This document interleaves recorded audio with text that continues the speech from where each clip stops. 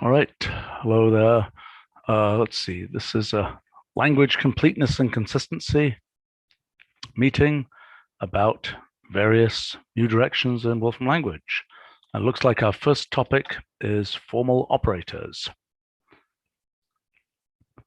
So, this is a continuation of our discussion from last time, where you had some idea of some sort of compound expression that could represent an operator, and then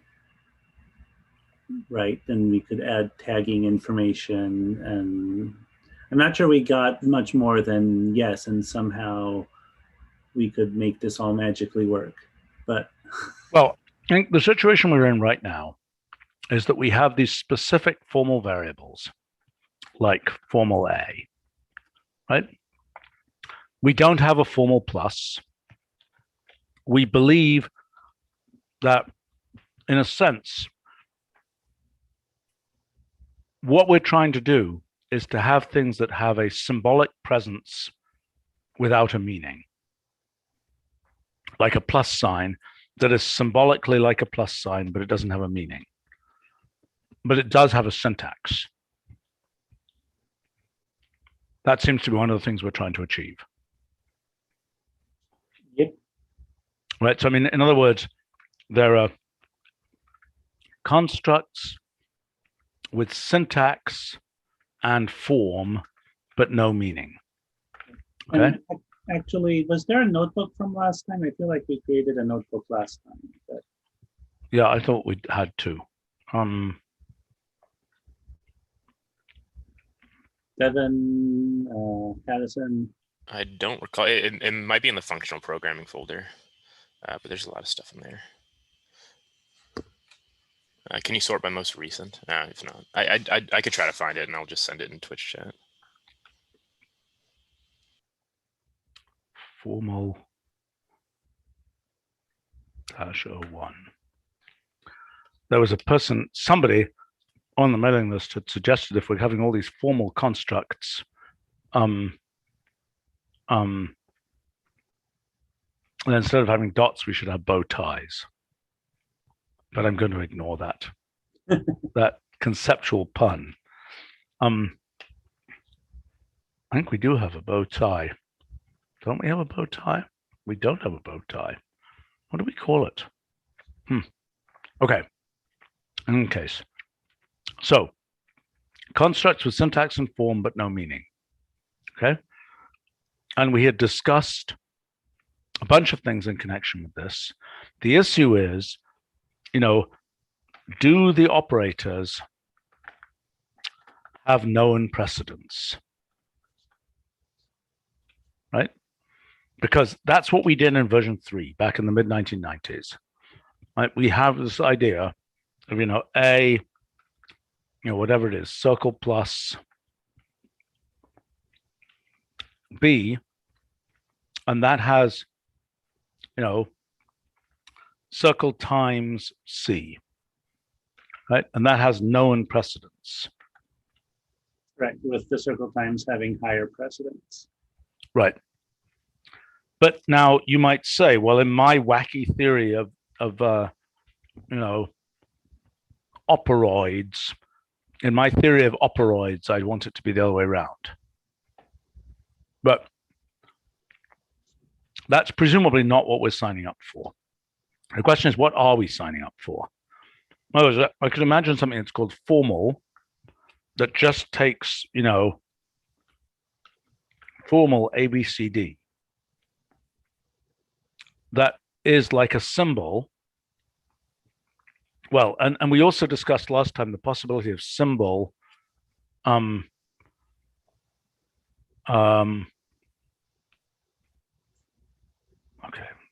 I'm being told that there is a previous notebook here.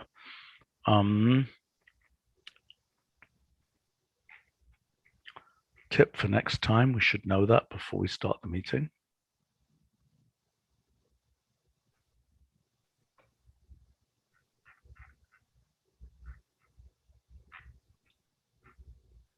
Equation solving for subscripted variables, formal operators.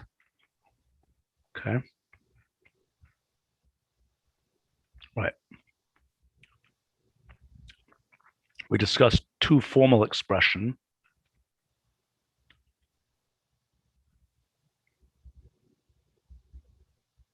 Okay, what is this?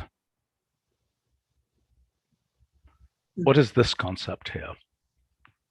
Well, that was your concept. So, but right, right. So you were talking at some point about somehow using, right, just like we have, tilde that can sort of turn any symbol into a, super high priority, super high precedence infix operator, that we could have some way of constructing these, have some representation of these formal operators, right? Because we might need more than one plus or more than one times. Right. So, okay. So then what we could imagine, I mean, okay. So an extreme version is, right. So I think the formal operator of plus XXXX, right? That's formal plus, right? That's a representation of plus with, right. whatever metadata about the theory it belongs to, and then its arguments. Okay. Then the question is, so here's a bizarre idea. Okay. Here's a bizarre idea. Let's say, I'm just going to write this out as, whatever it is, random Unicode character. That's a dangerous uranium-235 Unicode character. Let's use U-235. Let's imagine that I'm just sort of, oops.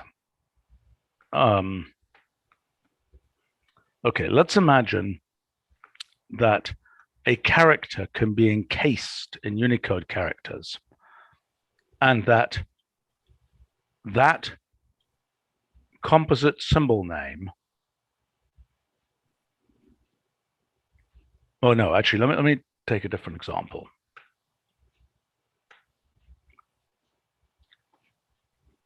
This thing here would be an encased plus that has syntactic rules that have, for example, a different operator precedence.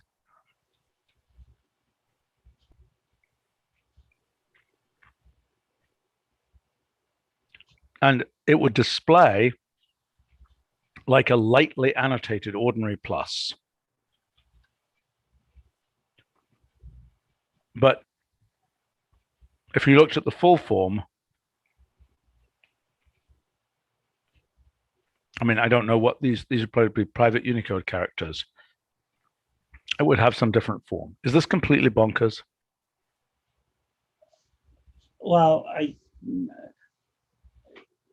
it's not entirely clear to me what you're suggesting, which might tend to be in that direction. Okay, but so hold on. So what I'm suggesting is this.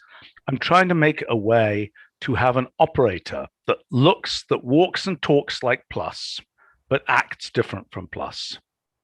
And you mean act by what do you mean by acts different? Its full form parsed representation is something completely different.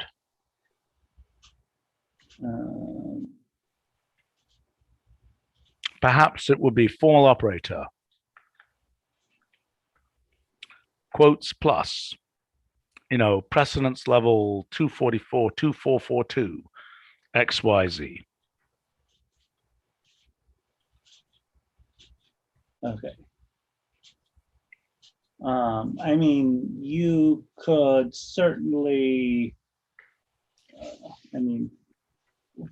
starting from that full form, you could format it as something that looks like plus with that precedence, although precedence is maxed out at 1,000, so it wouldn't be 2442.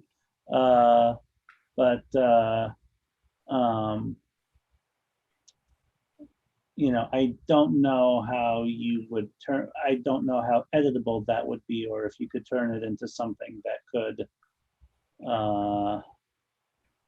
Okay, so look, one of the questions here is, what we have inactive. Mm-hmm.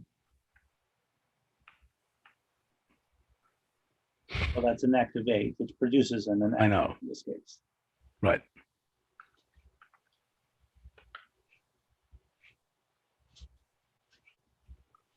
The real question is, to what extent do we want to piggyback on our existing notations and things on a keyboard, but give them different meanings?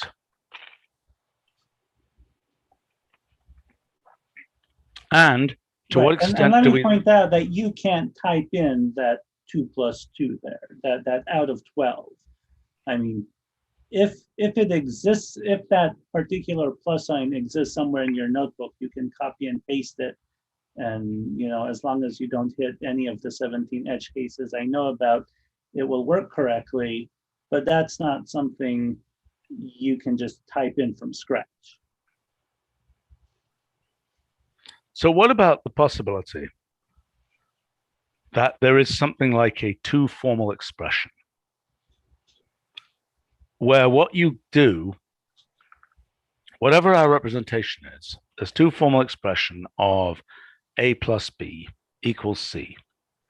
Right, and we considered this last time and we abandoned it because it didn't, you know, it seemed like it might be too aggressive. Like, what if there's something in there you don't want to turn into formal? And B, you know, if you have more than one plus sign, how does it know which plus? Well, it would have to have some mapping. It would have to say, I mean, in a sense, this is like just define a parser. At some level, we might as well just say, you know, define an arbitrary parser.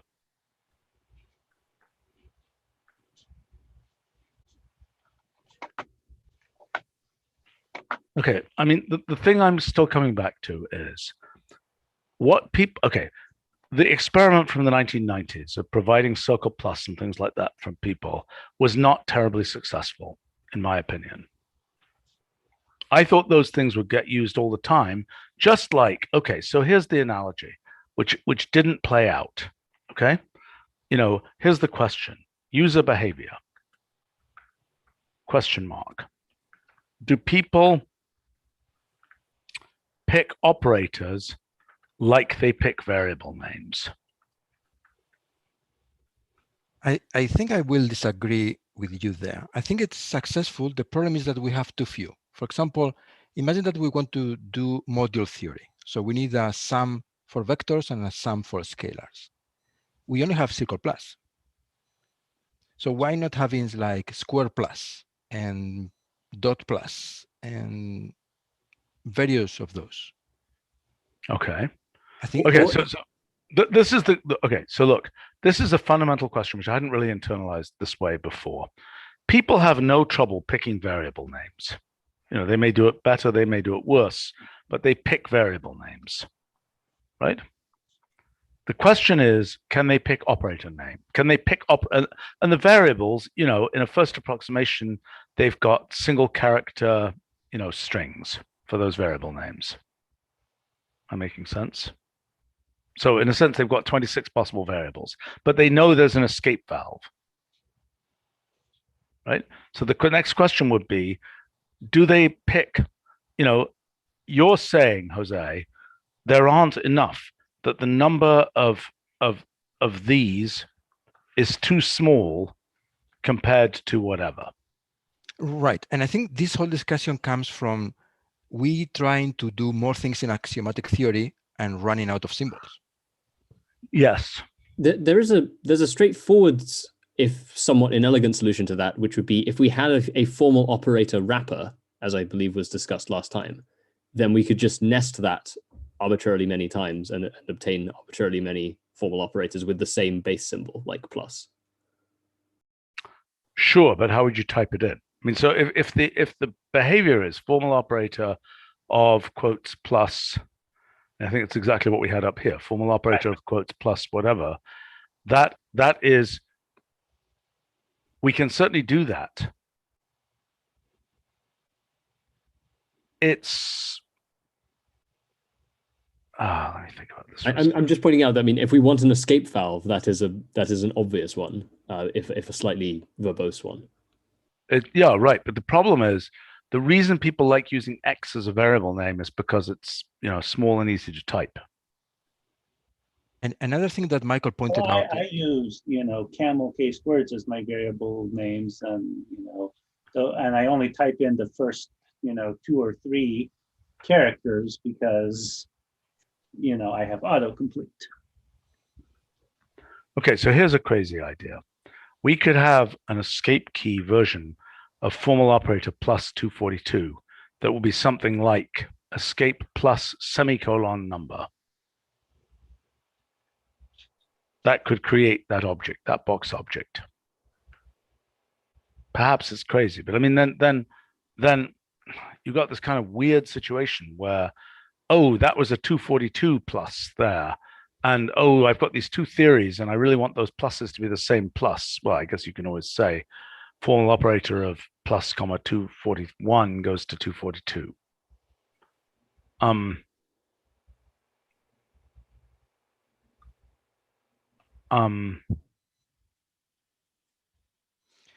So Is the 241 a tag or a precedence?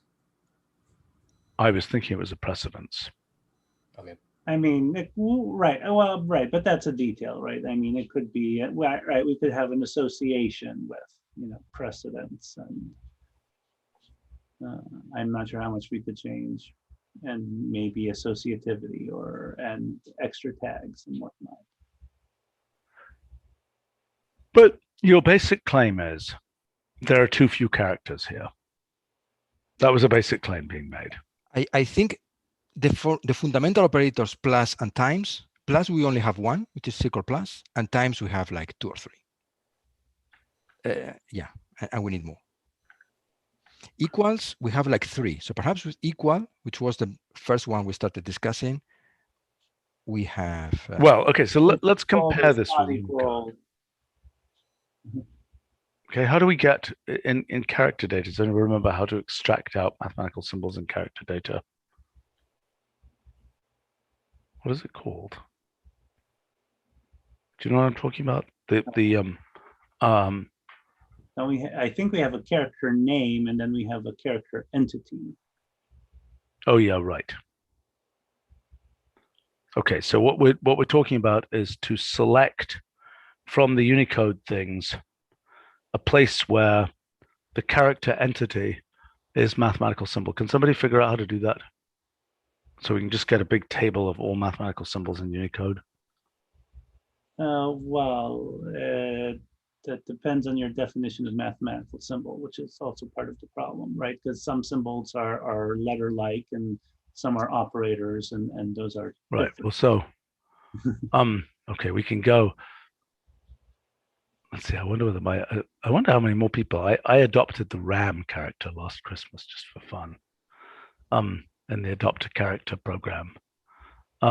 You've already heard me. You guys have already heard me talk about adopting the RAM character, which was the. Okay, let's take a look here. Where do they have their help?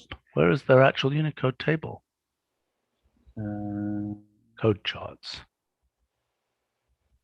Okay, here we go. So let's take a look. So what they don't define here, where is math? Help. Where's math? Mathematical operators. Okay. So Unicode has no lack of weird mathematical operators. Right? Right. And I guess the question is, do we treat these all as operators? And the answer is probably not. John might know better, but is some... All right, so let's, I don't think John is here, but let's see. Yeah, I'm here. And no, they're not all strictly. Yeah, that's treated as a letter-like form there. So I think the default is to treat them as letter-like form. So one. Yeah, if we don't have a long name for it, that's what we do. Right. So one change we could make is to treat Unicode, treat the mathematical operators section of Unicode as operators. But then the problem is what Unicode does not define for these operators is what their precedence or where they appear. In other words, this puppy, for example, here is presumably a a less than not equal to a subset, a subset not equal thing, which we presumably think is a binary operator with certain precedence. But for example, if you take, Right. well, And certainly infinity there is not an operator for our purposes. Right. yeah, I know. And so null set there, 2205, that's presumably not an operator. Right. But it's a little bit weird. I mean, that could be a circle slash, or it could be a null set. I don't know which one it is. No, you look it up down below. There's a textual description, and at the end of the after the table. No, I know. So it says it's the null set. Okay, so that's not an operator. And some of these are, the n-ary coproduct. It's presumably a prefix operator.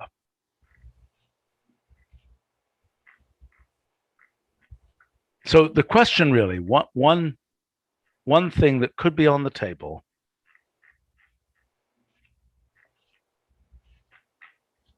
I mean, I don't know whether anybody has curated the Unicode math operators. I mean, we were involved with the Unicode math operators back in the 90s, but I don't know whether anybody has curated these to say what they're, what are they prefix, infix, et cetera, et cetera, et cetera. what their semantic purpose is. Yeah, but we don't necessarily care about that. Right. I mean, Actually, I think it's the Well, opposite. Well, I mean, if it's operatorness, it's infixness. I mean, those are semantic properties. Mm-hmm. Yes, but I think for users, we should create, like we have circle times, we should have like square plus. And we don't care about what the mathematical meaning is, because if we cared, that would be our symbol. Like, for example, we have circle dot for the users, and we have permutation product for us. We have wedge for the users, tensor wedge for us, etc. And what's your point, Jose? I don't quite get the point here. Are you saying that tensor wedge, does tensor wedge have an infix form? Yes. Yes. Escape T star T caret escape. Right. So compare tensor wedge to wedge.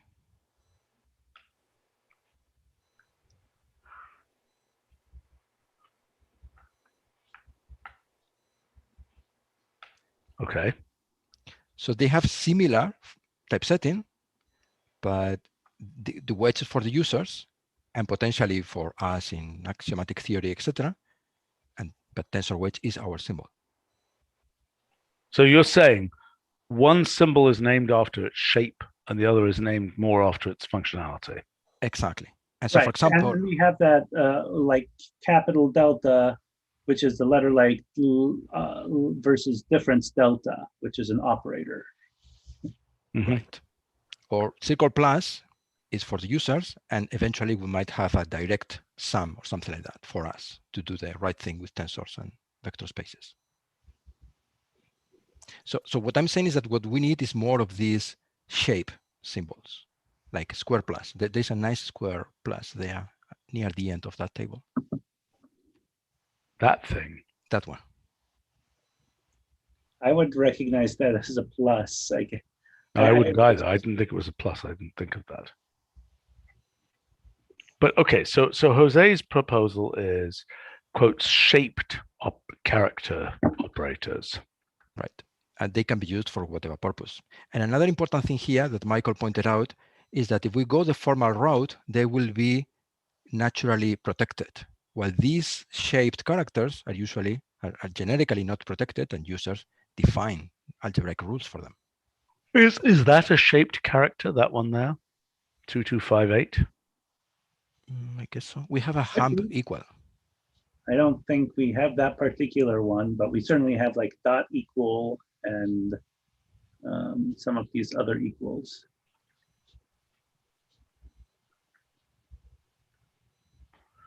Well, say Jose is denying my claim that our efforts in the 1990s were unsuccessful with respect to things like dot equal. what about things like long equal? We do have that as I didn't know that. Well, that doesn't exist. If that exists, I claim that's a bug and an artifact of the fact that there is a character called long equal, which parses to equal. I see. Okay. But what if you actually want a long equal? I mean, this is the okay. So you're saying that these forms which don't evaluate, but do have every other, they walk and talk happily in other ways. They just don't happen to evaluate. Right. And certainly we get every now and then bug reports about, or, requests from users, could you add this guy and can you add that guy? Which, I mean, it's you don't have a super great workflow for doing this, so it's a bit obnoxious to Doing what? For creating a character, because we need to create a long name and the parsing. Sure, it's a thing. I mean, we haven't really done it in large scale since the 1990s. We've done it in one, individual pieces that we've needed for various kinds of things like, distributed like or whatever else. Right. Yeah, I'm not saying that. My only point is that there's nothing intrinsically difficult about this. It's just, it requires coordination, and because we don't do it very often, the incremental cost is high. That's all I'm saying. All right. So one possibility, if we could drive down the incremental cost and then add every single one that we get a request for. Well, or just add them preemptively. I mean, so one proposal that's on the table is just add a bunch more. So use the fact. See, okay, I don't ever see people using symbol names, maybe Greek letters, but nothing more ornate than that. I mean, very, very occasionally, I will see somebody just for fun using my friend, this guy, as a symbol name. I've been known to use smiley face and sad face as variables. Yes, I know that's a thing. People do that from time to time. But I mean, usually, I mean we don't tell a story, right? We're not writing hieroglyphic whatevers, Right. It's mostly Roman, Greek, and occasionally Hebrew. Right. But also Hebrew is very, I mean, I doubt, well, maybe you do, Aleph, ABC. Maybe you say that, I don't know. I mean, I do that sort of thing for testing purposes, but certainly, right, Aleph and Bet have well-defined meanings and sets. Sure. As individual characters. Yes. But okay, but I mean, so the basic point is, what I'm addressing is user behavior. Users routinely use words or kind of truncated words as symbol names. Yep. Right? The question is, will users routinely use a thing that looks like that as an operator?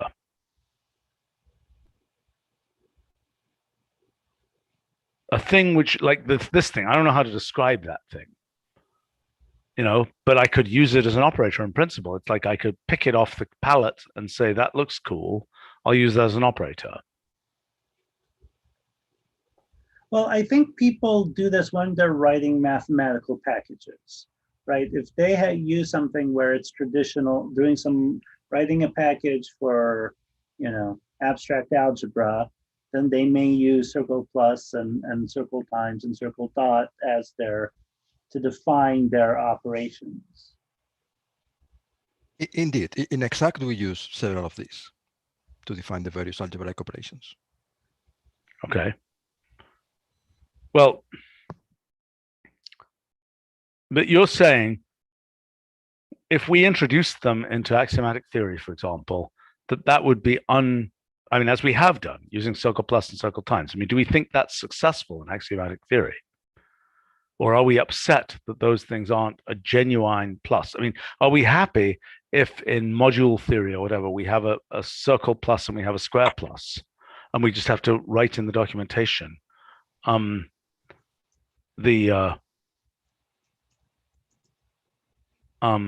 I think the current axiomatic theory setup works fine. It's just, as we say, as Jose says, we just don't have enough symbols. I agree. I agree. And as a consequence, we occasionally have to use slightly weird symbols where, in places where it would be better if we had a different one. Okay, so what about the 0 tilde? So that's another annotation is, Yeah, that's formal 0, if you like. yes. What if there was decoration that you could do on an operator and still have it act as an operator? Would that be useful? Let's say you could tildify or put a bar or a dot or something on an operator and have it still act like the operator it was.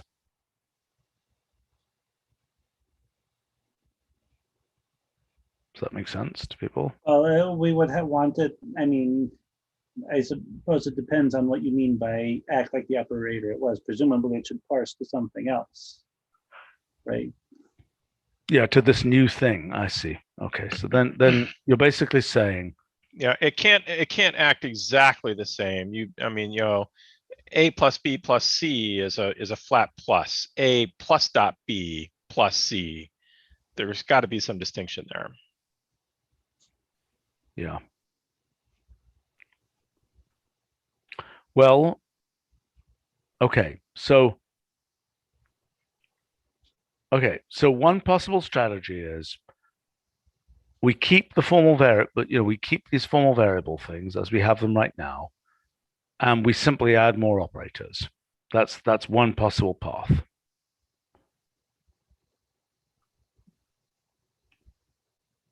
I mean, one of the things I find frustrating is just typing a long formula with formal variables is just an incredible pain. What would help is to have them in a palette. Although then it's like finger typing, it's like one finger typing there.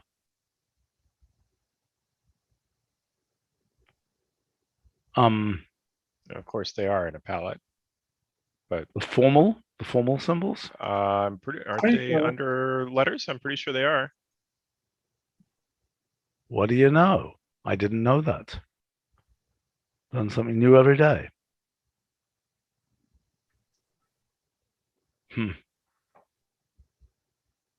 But most of the time I just type \bracket formal A, which is a big pain in the neck to type. Worse if you wanted a capital. Yeah. But so, I mean, that raises the question of, do we want something? I mean, look, we can have a function repository function that quotes formalizes an expression. It's kind of a hacky thing, good for the function repository.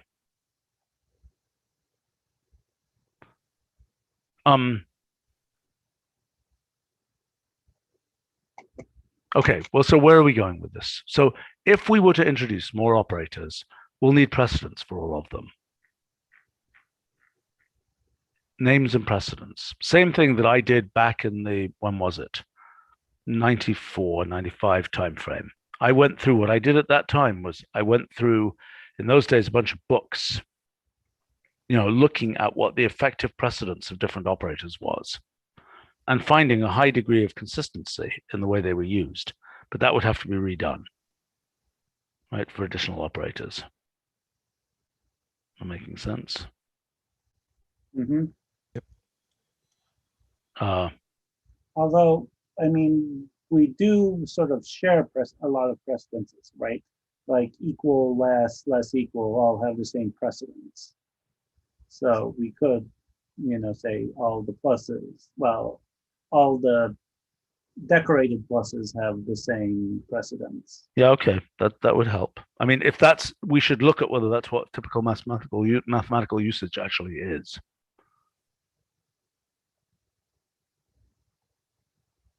Mm-hmm. Well, this is an interesting idea. Okay, that we basically try and name another 20, 30 kind of things like the Silica Plus that we've had since the 1990s. I mean, in a sense, this is good news because it means that the direction we went in the 1990s wasn't foolish. It just wasn't far enough. And if we're going to be adding more of these, there's it's not super fleshed out, but in the agenda, I do have a little note about Circle Plus, but I can explain it more orally. There's some weirdness with these guys. So I think, yeah, so circle times is documented to be prefix or infix, and both the kernel and front end agree on this possibility. These 4 other characters, none of them is, they're all documented to be infix only, but either the front end or the kernel, but not both, thinks one of, each one of these can be either infix or prefix. So I think it's probably going along the lines of, plus A works, right. as does A plus B. Right. So what you were saying is circle plus A. That looks really ugly. Well, that thinks And it's a syntax error. the kernel doesn't know this. I mean, I think it would be reasonably easy to fix this, now that I'm aware of this. But yeah, I guess circle minus, yeah. I was a little surprised by circle minus, but I guess minus can be infix or prefix also. So well, so this is an interesting idea to essentially grandfather the. I like this idea. This brings some order to the whole bizarre situation, right?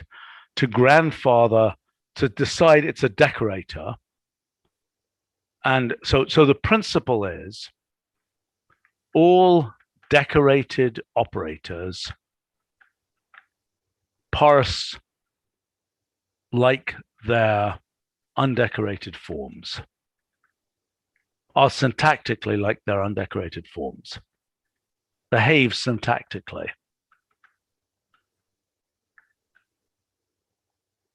Okay, that's an interesting idea.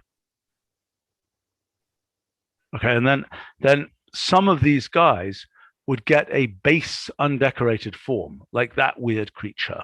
What is its base undecorated form? 22b6. So to be clear, that code point should not be used as a generic thing because it has a specific meaning. What do you mean? I mean, in Unicode, it has a specific meaning. It's not just a pretty picture. and Wait a minute. The circle plus. 22b6. Yeah, okay, where is 22b6? bit further. I'm not good at my sorting in 22b. Yeah, next. Keep going. One more. 22b6. Original of an image of. Multimap. Oh. See, look. So I mean, of course, we can invent our own, but my only point is that we should only ascribe generic meaning to official Unicode code points that themselves suggest they're intended to be used for generic meaning. Which circle plus, for example, is, and square plus and triangle plus. Isn't this a case of size, like tensor wedge and wedge? They look the same, but they have different size. But here I'm referring to code points. We can always throw something in private space and we can make it look like whatever we want, and I'm not going to complain about any of that. I just don't want to use a Unicode code point that that has a different meaning from the one that we're okay, so what you're claiming is, I see. What you're claiming is that squared minus is generic, left tack is generic, but normal subgroup of isn't generic. That's right. And how do we pick between these? I mean, to the extent that we can, we discern it from the description in the Unicode spec itself, and which is, what we're doing here.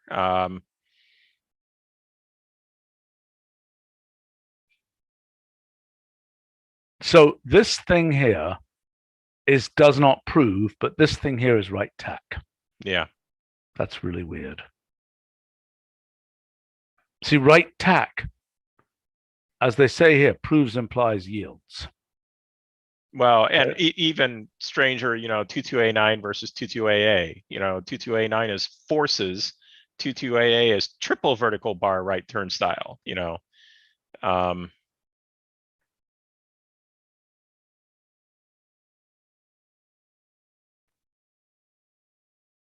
Where 22AA is kind of seems fairly clearly generic, 22A9 is not.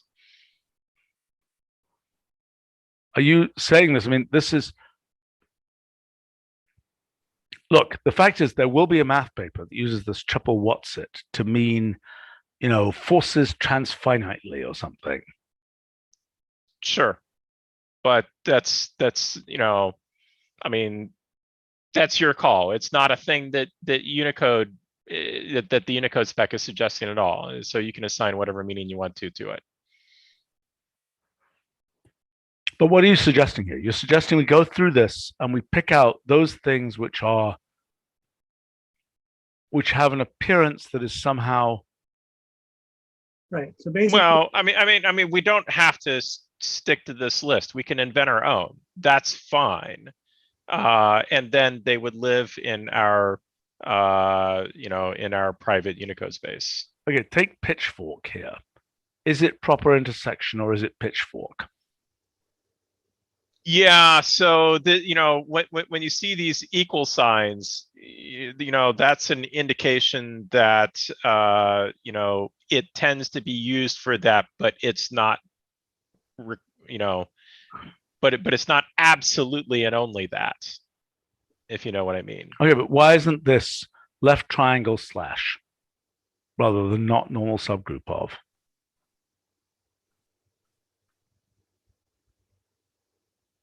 Because the Unicode committee said so. Okay, well, I'm pretty sure that this, if I look for this,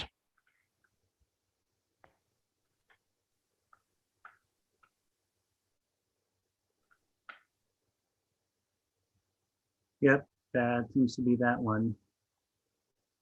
okay. I mean, back in the day, we were involved with this very Unicoding process.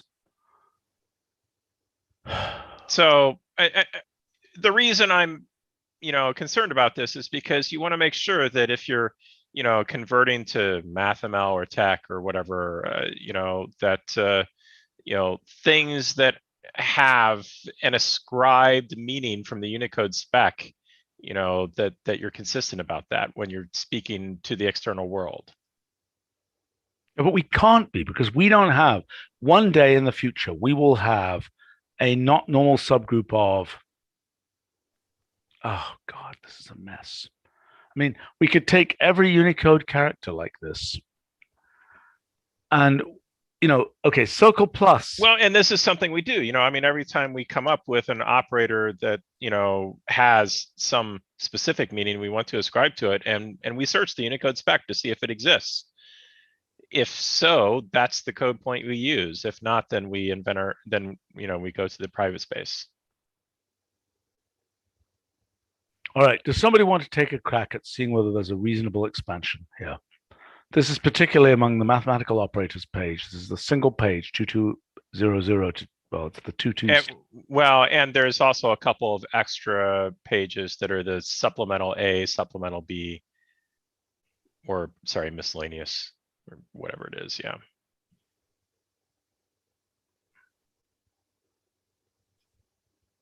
And is this including the non-BMP, or are we seeing only the BMP? What are you talking about? Line 0? So the character blocks, the main page of character blocks includes everything, including non-BMP. What's BMP? Is that plain 0? Yes. It's the basic multilingual plane. Okay, but these are all less than 65K.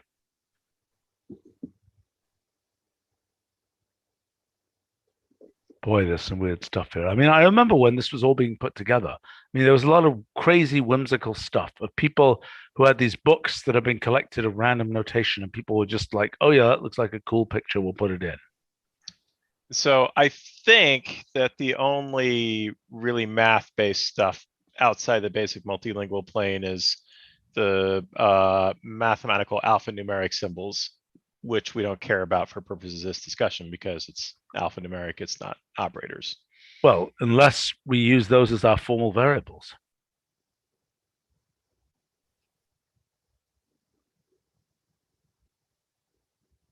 Is that obviously stupid?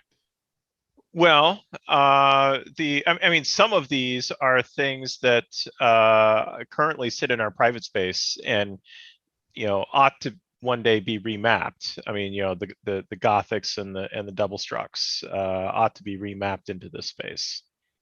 Into which space? Into plane non-plane yeah. zero? Yeah, it just hasn't been done because we haven't had full support for non-plane zero. But which we are getting real soon, right? Yeah. I mean, the kernel already has it. The front end, has pieces of it. But that remapping is on the roadmap. So to speak. Also on the roadmap is remapping our mathematical Greeks so that we can distinguish mathematical Greeks from actual Greek language Greeks. Yep. What's the compatibility layer? Well, the good news is that we use long names in all of our files, so generally no issues there. And we already have a compatibility mechanism for mismatched kernels and front ends. We already have a mechanism for old front end speaking to new kernel or vice versa. Okay.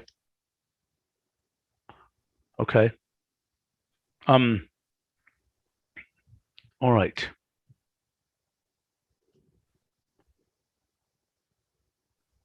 The big compatibility problem is going to be once again for our poor long-suffering Greek users. But we just have to get over the hump with them, and then we'll be. Well, hopefully we can give them some utilities for. Oh yes, absolutely. Okay, so let's zoom out here. So, by the way, I do want to push a little bit this mathematical alphanumerics as a way to do formal symbols. Is that obviously crazy? I have no problem with it, but I'm not the expert on formal usage. So, but from a Unicode point of view, I have no problem with it. I think we should think about that.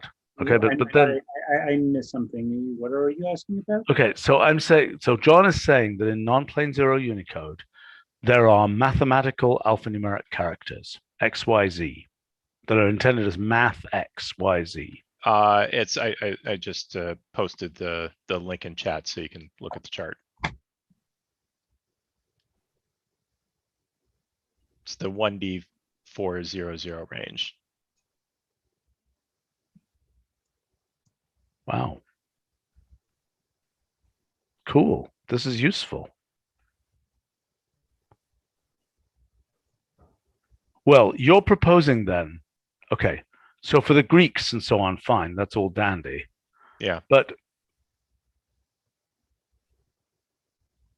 are you suggesting... and one of the nice things about this is that, there are positions here for actual italicized Greek letters, exactly how we render them. So, so that's nice. Right. But so something like this, is that supposed to, for purposes of the kernel, map to just a regular communal garden B? Or is that supposed to be it is, I mean, it is definitely supposed to be, it renders specifically italic, and it is its own Unicode code points, never to be confused with a B, with a standard B. Okay, so one possibility would be to have these characters be our formal characters. Because that way they have the advantage that if somebody has an external program, we're not dealing with private Unicode space to render these things. Well, yeah. Except if we're, but then we can't reuse them for our existing double struct, I mean, maybe we can. Well, no, I'm suggesting there's different kinds. There's the Gothics here, which would just be the Gothic symbols. And if you set a value to them, then you cooked your own goose. But the ordinary alphabetics, actually, there's a different Yeah, issue. so there there are are italic alphabetics. Yeah, there are bolds, there are italics, there are bold italics, and then the script, which I think would be our Gothics, bold script. No, they're not. Uh, That's not Gothic. That's not Right, Gothic. I mean, right, there are actual, the fractures are Gothic. Oh yeah, sorry, the fractures are the Gothics. Or as Alan And Turing used to say, there are Greek letters that he uses for some things, and in his papers he used German letters for other things. That's something that's gone out of style.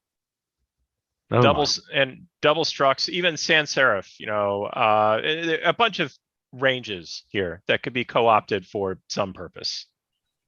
Okay, it's unclear to me what to do with these. So how would you type them in? That's an issue.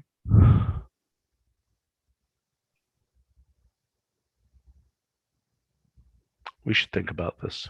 I don't know what the answer to this is, but it seems like our more immediate thing, which is a fairly straight shot design-wise, is adding decorated operators. And to see whether there's a decent set of decorated operators that will be useful for axiomatic theory. Because, I mean, again, there are operators there that I just don't think right wiggly fence. See, the question is right wiggly fence. That thing there, probably one of those.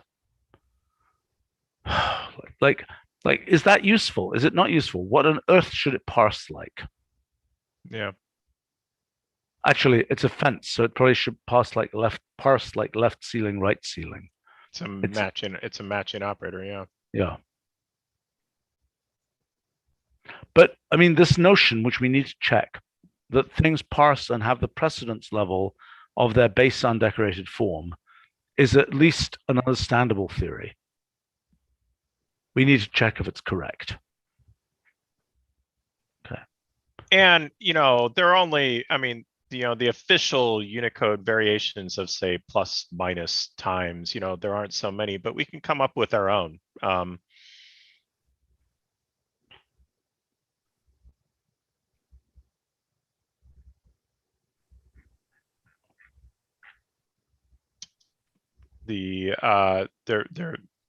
In addition to the circle ones and the kind of weird square ones that you said almost don't look like a circle plus or a square plus or whatever, there's also a triangle plus minus times. Okay. But not a whole lot beyond that. Yeah, there's weird stuff here. But we can totally invent our own.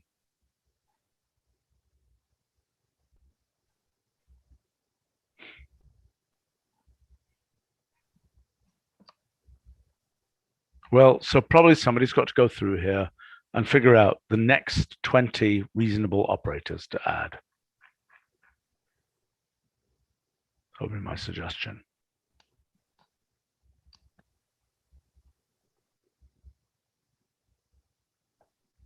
Good for Ken Iverson. He managed to get APL symbols, or he didn't get very many of them in there. Okay, let's keep going here.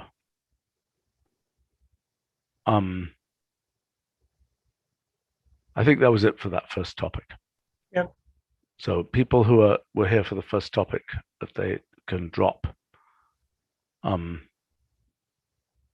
they Hey, have a great day. Okay, see you guys. Okay, what's the example of an updater? Right, plus plus, minus minus, append to.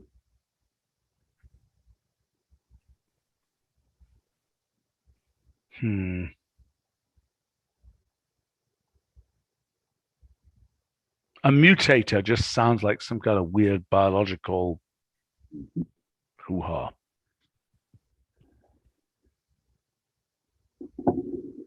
An L value. I don't know. Well, why don't we just call them assignment-based operators? What's wrong with that? That's what they do. They do assignments. Well, but they only assign to things which already have a value.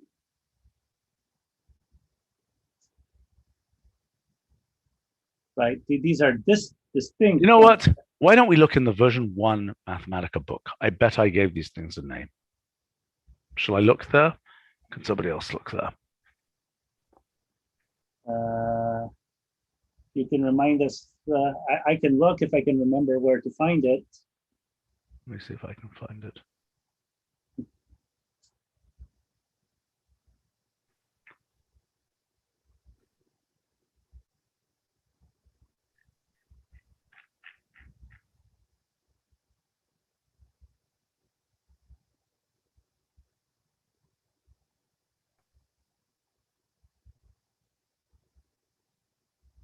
It's a bit old-fashioned.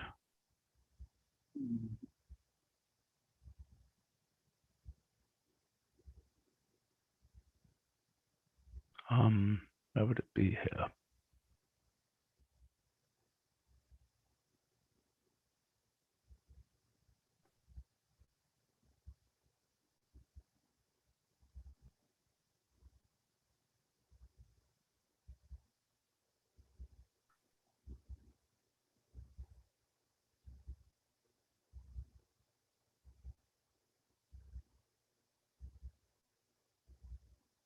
Well, somebody should find it here. I don't know. I'm sorry. Okay. I think that the right thing to associate it with is assignment, because that's what it's doing. What about resetters or reassignments?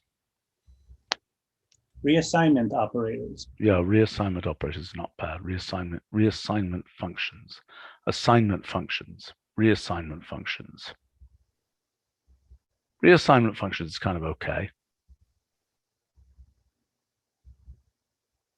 Assignment functions, which, it's reasonable to think that reassignment functions will be a subset of assignment functions. That seems okay to me.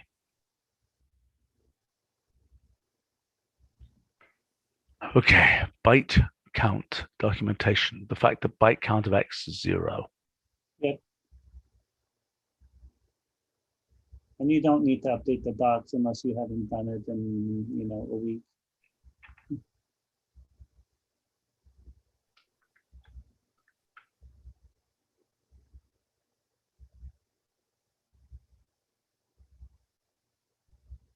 Seems okay. All right. Are considered, are treated effectively. Oh, whatever. That's okay. Okay. I can take care of the tentative plans and that. All right. Did we make it through here? Through. Okay. All right. Thank you all very much. See you later. Bye. Thanks. Bye. Okay. Bye.